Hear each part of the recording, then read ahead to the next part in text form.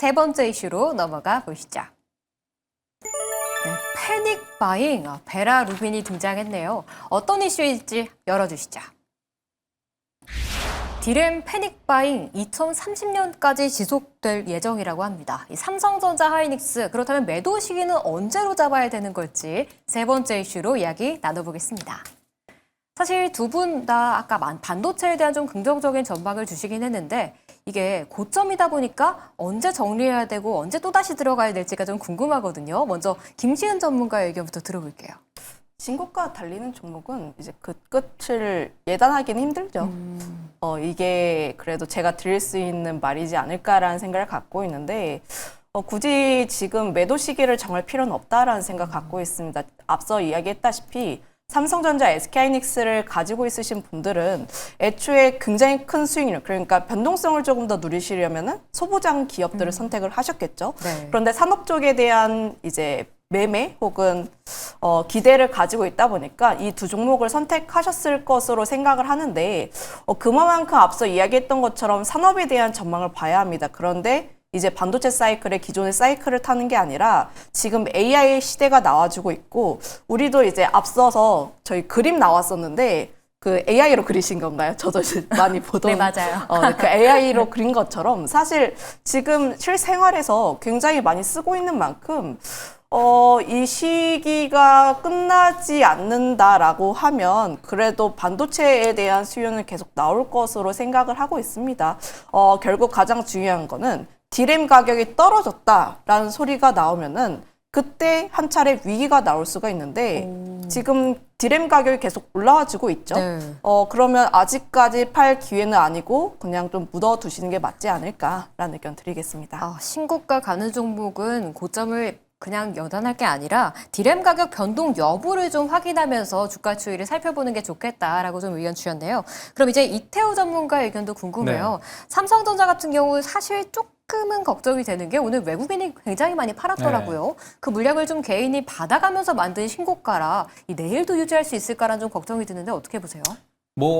지금 우리 예탁금 보셨잖아요. 90조 원 가까운. 개인이라고 못 받을 물량은 아니라고 생각을 합니다, 저는. 근데, 제가 이제 아마 많은 투자자분들께서 삼성전자도 그렇고 SK하이닉스도 그렇고 언제 매도해야 되는 게 맞을까? 이 고민이 지금 가장 많은 고민이실 것 같긴 한데, 알려드리자면은 아주 간단해요. 삼성전자도 그렇고 SK하이닉스도 그렇고 투자를 한다라는 이야기가 나오면 매도하시면 됩니다. 이게 그냥 웃을 일이 아니라 정말 그런 게 제가 이제 자료를 한번 좀 보여드리면서 이야기를 해도 괜찮을까요? 네. 제가 이제 네이버 밴드에도 좀 올려드린 내용인데 과거부터 이제 반도체라고 하는 거는 항상 수요와 공급 논리에 가장 이제 부합되는 사이클을 명확하게 보여주는 업종이었거든요. 그래서 여기 보시게 되면은 과거에 스마트폰 사이클이 나왔을 때 반도체 기업들이 투자를 늘리고 나서 주가가 밀린 겁니다.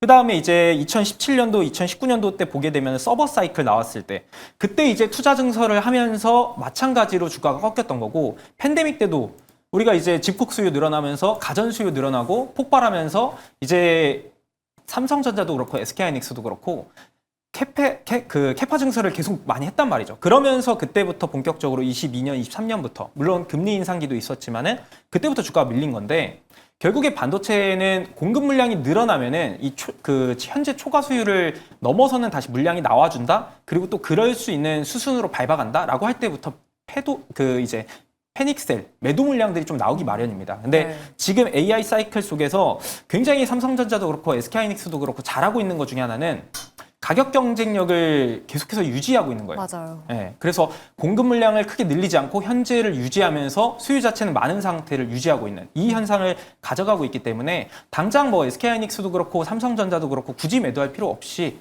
앞으로 이제 수요가 좀 줄어들고 공급이 좀 늘어나는 그 현상이 나와준다. 그때 이제 매도를 좀 진행하는 게 맞지 않을까. 이 부분을 좀 체크하시면 될 것 같습니다. 이런 꿀팁 너무 좋네요. 삼성전자와 SK하이닉스 투자한다는 이야기 나오면 조심해야 한다. 좀 기억하셨으면 좋겠습니다. 다음 그럼 이제 김시은 전문가와 조금 더 이야기를 이어가 볼게요. 반도체 같은 경우 아까 이 물량을 잘 조절하면서 가격 경쟁력을 가져간다라고 좀 얘기를 해주셨는데 그러면 이 올해 상반기까지 하반기까지도 소부장주들까지도 함께 더 갈 수 있을까요? 소부장주들에 대한 의구심은 살짝 들거든요.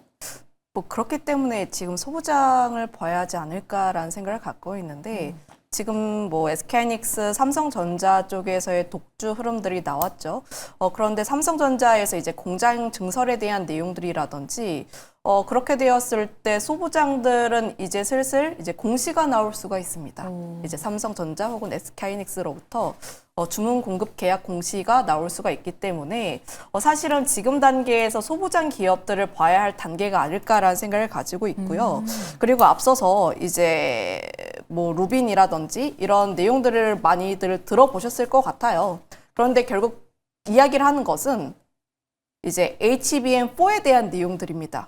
지금 삼성전자도 그렇고 SK하이닉스도 그렇고 계속해서 주도권을 잡기 위해서 경쟁하고 있는 상황이라 보시면 좋을 것 같은데 그러면 거기에서 기술력이라든지 혹은 물량에 대한 부분들을 감안을 했을 때 거기서 또 어떤 기업들이 살아남을 수 있을까를 감안을 하면 저는 소부장 기업 내에서 한미반도체 놀랐어도 여전히 HBM4에 대한 프리미엄을 받고 이제 삼성전자 저는 편입 가능성이 있다고 생각을 하고 있어요. 네. 그래서 싸움 끝나나요? 개인적인 생각이긴 하지만 네. 사실 4 같은 경우를 보게 되었을 때 지금 한미반도체가 점유율, TC본더 점유율, HBM TC본더 점유율이 70%입니다. 사실 그 시장에서 압도적이라고밖에 할 수가 없는데 거기서 지금 삼성전자가 HBM4를 양산을 진행을 한다면 물량을 생각을 해야 돼. 대량 양산을 생각을 해야 되는데 과연 거기서 대응할 수 있는 기업들이 과연 몇이나 될까? 네. 이런 점들을 감안을 하면 한미반도체에 대한 프리미엄은 더 붙을 수 있지 않을까라는 생각하고 있습니다. 이제 대형주를 떠나서 소형, 중소형주들까지도 함께 봐야 하는 시점이고 그중에서 한미반도체를 좀 눈여겨보고 있다라는 좀 전략 주셨네요. 다음 이제 그러면 이태호 매니저와도 좀 이야기를 더 나눠볼게요. 아까 베라루빈 살짝 네. 나왔는데 여기서 주목해야 될 포인트는 뭘까요? 이것도 명확합니다. 네. 베라루빈 관련해서는 소캠을 보시면 돼요. 네. 네, 이상한 이야기가 절대 아니라 소캠 주목하셔야 네. 되는 게 일단 엔비디아에서 이번에 그 젠스상 CEO의 기조연설이 있었는데 여기서 결국에 몇 가지 핵심 내용 중에 하나가 이번에 이제 올해 예상했던 그 루빈 출시를 좀 앞당긴다라는 이야기들이 좀 있었습니다. 네. 근데 그게 실질적으로 가능하다라고 좀 볼 수 있는 게 TSMC에서 이 엔비디아 제품들을 이제 만드는데 엔비디아 이 TSMC에서 기존 생산 예정했던 것보다 앞당긴 시점으로 지금 현재 제품 출하를 하고 있기 때문에 루빈 출시가 생각보다 더 빠르게 나타날 수 있다라고 좀 보고 있고요. 근데 중요한 거는 이 루빈 안에 어떤 것들이 들어가느냐인데 여기서 이제 탑재가 되는 게 본격적으로 소캠이 탑재가 돼서 채택이 된다라고 보시면 될 것 같습니다. 그래서 기존 블랙웰 자체도 물론 수요가 여전히 견조하기 때문에 HBM 관련 기업들 주목은 당연히 하셔야겠지만 이제 앞으로 미래 성장 가치에 좀 더 부합되는 거는 루빈 그 안에 들어가는 소캠 이라고 좀 보시면 될 것 같고요. 그래서 우리나라에서 이 소캠 관련해서는 확실히 가장 대표적인 기업은 뭐 이러니 저러니 해도 삼성전자이고 근데 이제 소캠에서 만약에 삼성전자라든지 뭐 SK하이닉스를 제외하고 본다라고 하면은 가장 큰 수혜를 받을 수 있는 건 기판입니다. 이 PCB. 그래서 이 소캠을 좀 잘 모르시는 분들이 계실 수가 있어서 간단하게만 좀 설명을 드리면은 HBM을 이제 우리가 그렇게 생각해 보시면 돼요. HBM도 그렇고 소캠도 그렇고 하나의 치즈라고 좀 생각을 해보시면은 햄버거 먹을 때 치즈가 안에 들어가잖아요. 근데 고기 패티에 치즈가 녹아서 달라붙어서 내가 먹기 싫은데 빼지를 못하죠. 그게 HBM입니다. 그러니까 이제 12층 적층 구조로 만들어서 이 본더들이 이제 위아래 다 붙여져 있는 형태가 HBM인데 소캠 같은 경우는 이 치즈를 따로 옆에 햄버거 옆에 따로 빼준 거예요. 그러니까 내가 원하면 넣고 싫으면 뺄 수 있고 그래서 내가 이런 것들을 이제 탈부착이 가능하고 용이하기 때문에 소캠에 대한 어떤 관심도가 높아지는데 그거에 있어서 가장 이제 수요라든지 그 고부가치 제품이 될 수 있는 게 기판입니다. 그래서 관련해서 우리나라의 뭐 심택이라든지 뭐 테크윙이라든지 이런 기업들 좀 보시면은 조금 괜찮은 어떤 투자처를 찾으실 수 있지 않을까 싶습니다. 베라루빈 관련해서는 소캠을 봐야 하고 관련해서는 삼성전자와 좀 PCB 관련주를 봐야 된다라고 좀 이야기를 해주셨는데 이태우 전문가 이야기를 듣다 보니까 좀 배가 고파지는 것 같기도 해요. 이 주식계의 셰프가 되는 것 같은 기분도 드는데 좀 별명을 붙여드려야 될 것 같습니다.